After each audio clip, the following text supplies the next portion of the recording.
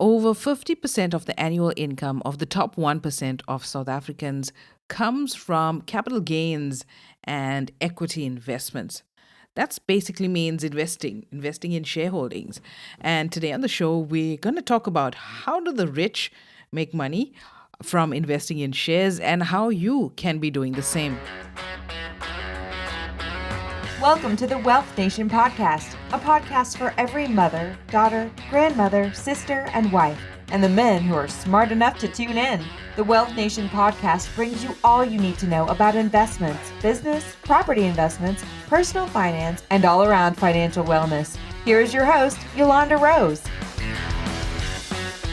Hello, and welcome to another episode of the Wealth Nation podcast. I am Yolanda Rose, financial advisor and wealth coach, and it is my goal on this podcast to give you easy, actionable tips, content, and strategies that you can use to build generational wealth and to manage your money well. If you didn't catch it, last week we did the masterclass on 5 investments that every South African should have.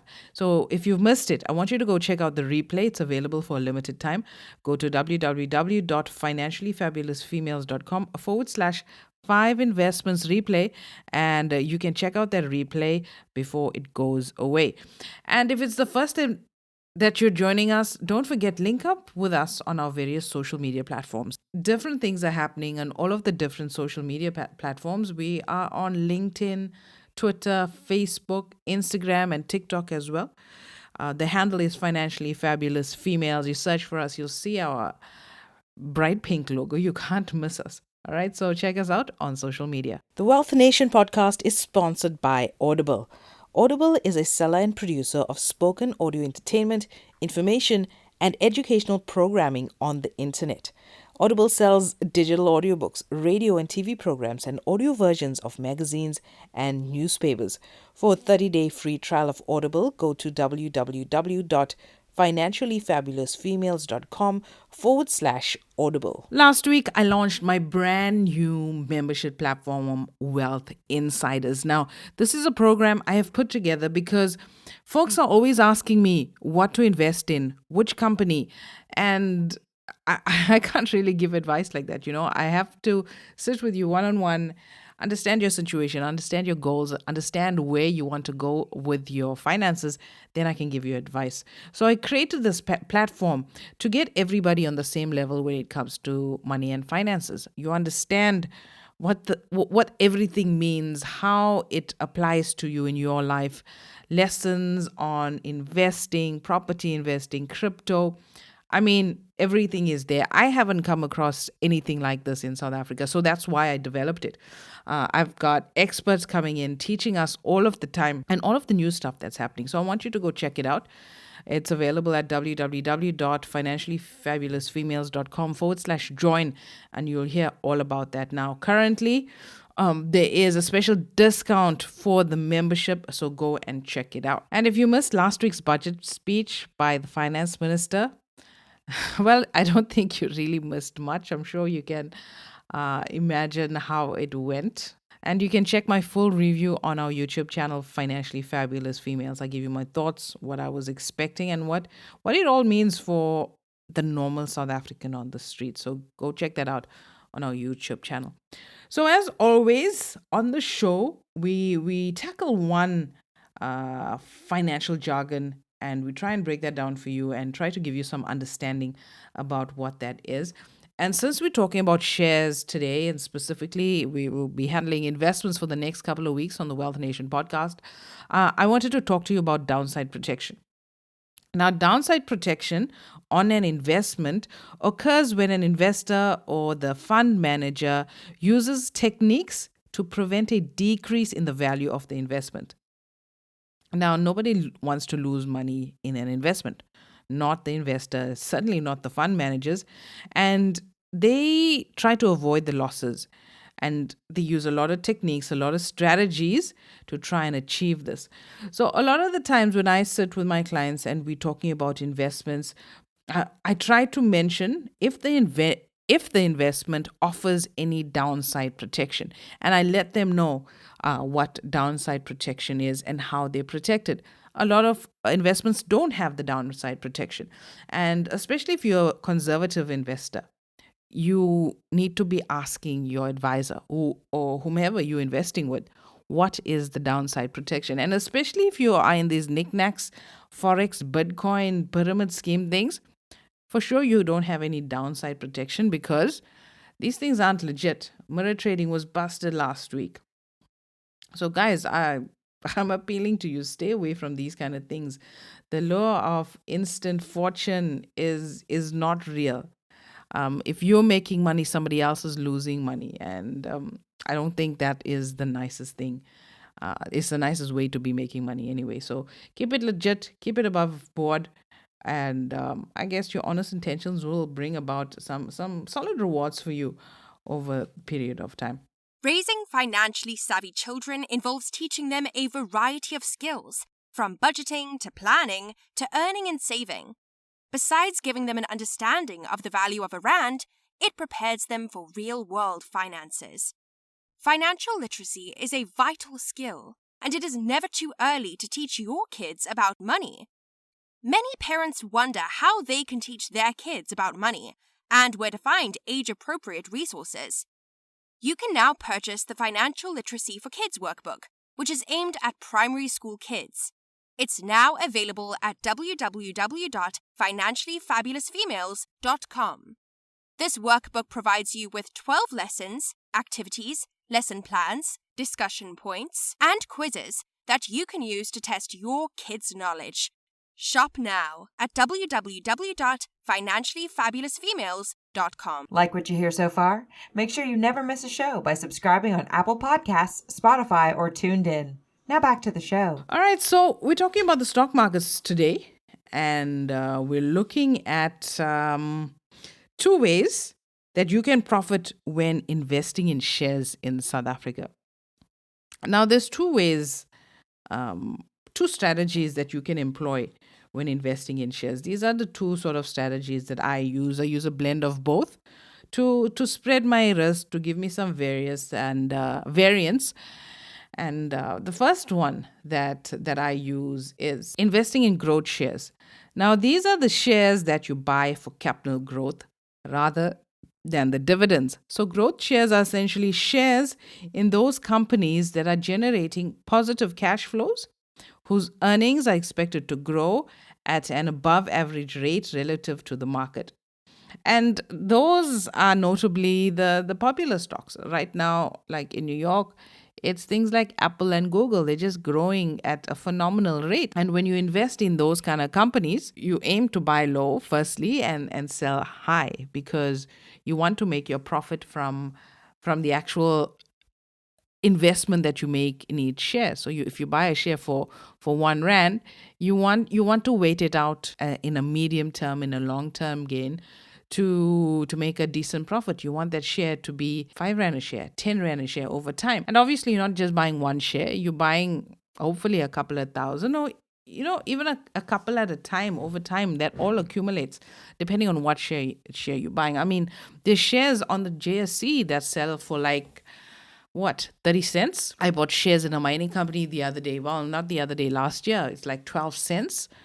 And you buy a couple of thousand rand of this, and you watch the company, you track the company, you want the mining industry to grow, because if that happens, there's stability in mining, and the mining company grows, their share grows, and you make a profit. So that's how it is. You buy these low stocks or these low shares solely for selling them high at a later stage.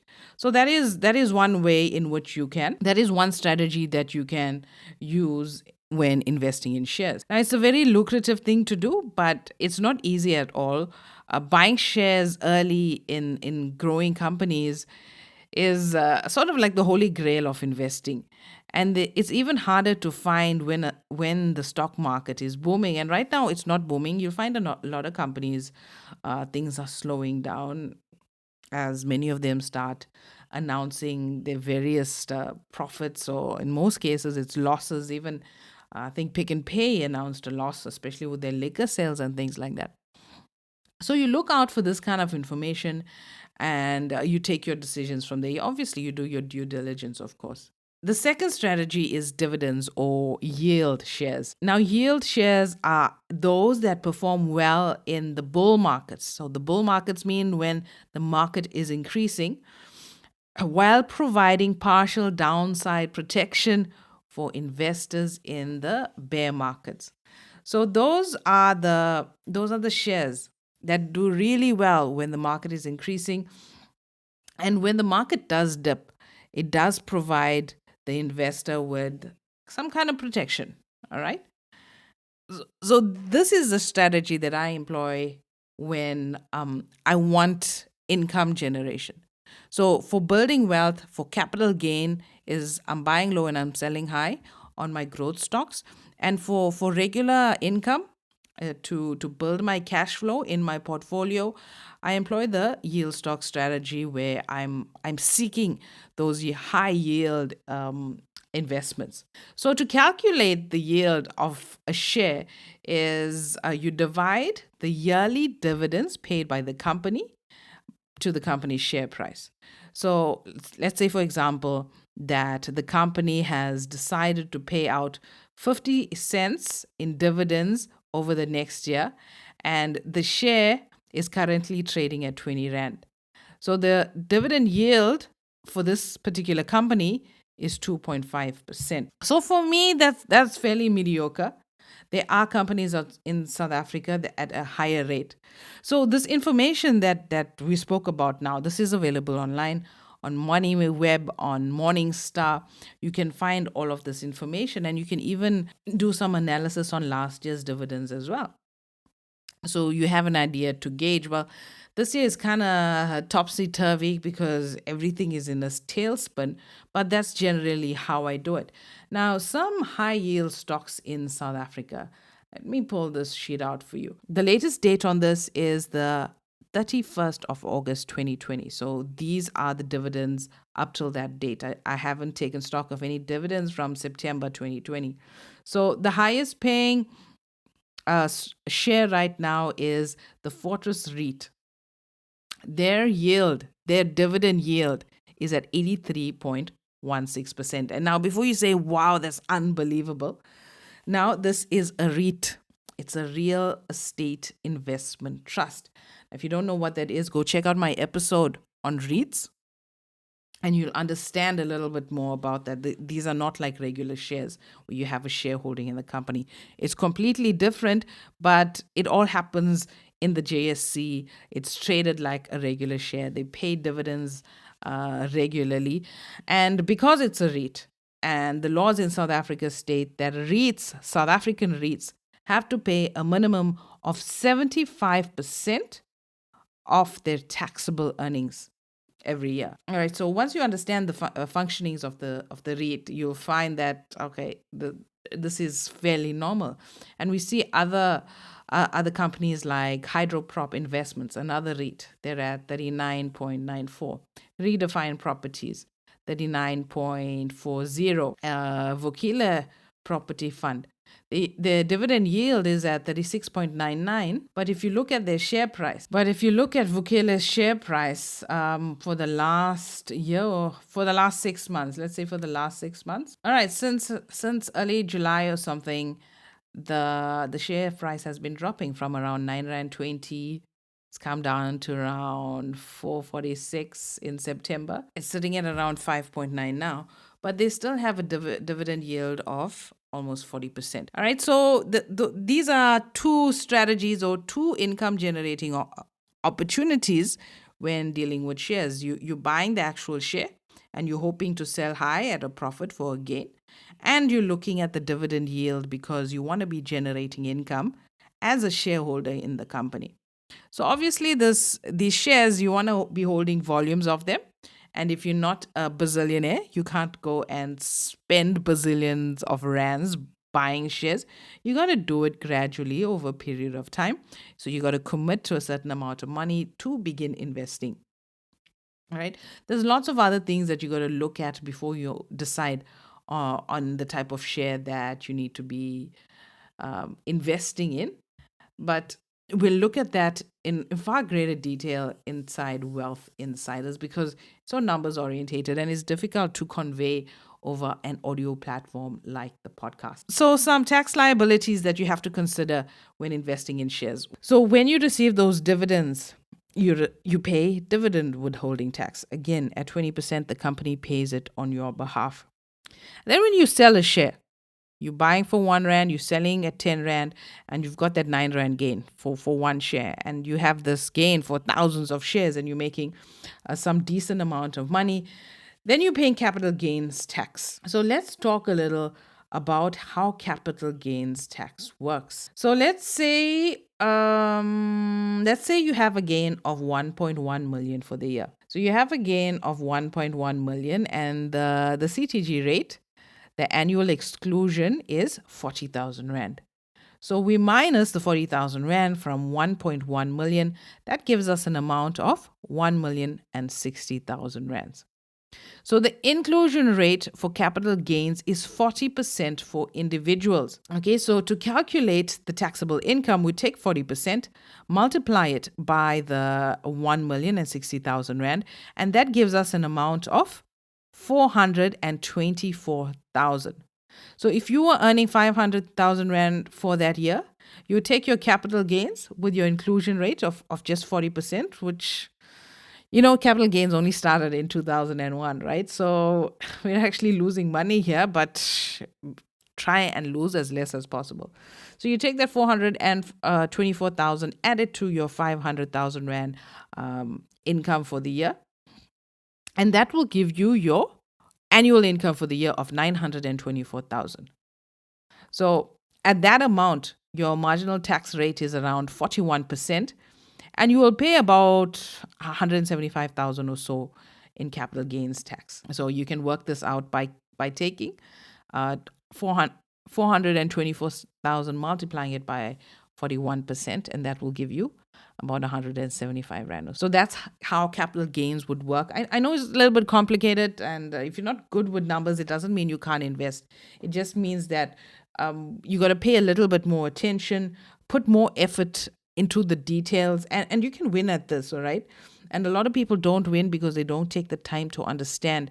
And I'm so glad that we got such a robust group in the Wealth Insiders that are really engaging. And if you want to become a Wealth Insider, come and join us inside this program because we hands-on tackle this one-on-one. There's Q&A sessions, there's videos you can go back and watch, try and understand. Everything is updated. That's one of the reasons I kept it as a membership, because things change all the time. Tax laws change all the time. Strategies change all the time, depending on the economic and political environment. And inside Wealth Insiders, we talk about all of that. So it's an ongoing thing. It's not like a course where you do it once and you implement it and voila, you have a solution. It just doesn't work in finance. I mean, you can learn something like you can go learn taxes, but every year things change. When things change, your movements have to change, your plans have to change, and that's the whole purpose of Wealth Insiders. So we'll talk about it more inside that platform. Also, don't forget to check out this week's episode on our YouTube channel. We're always doing something new, definitely related to the content. So we're going to be talking about the difference between unit trust and ETFs, another investment option outside shares. Very similar, but very different at the same time. So we're going to be talking about those two investments and basically how they function. All right, so that's it on this episode of the Wealth Nation podcast. I'll chat to you next week. Thanks for tuning in. Make sure to visit our website at www.financiallyfabulousfemales.com and sign up for our free investment masterclass.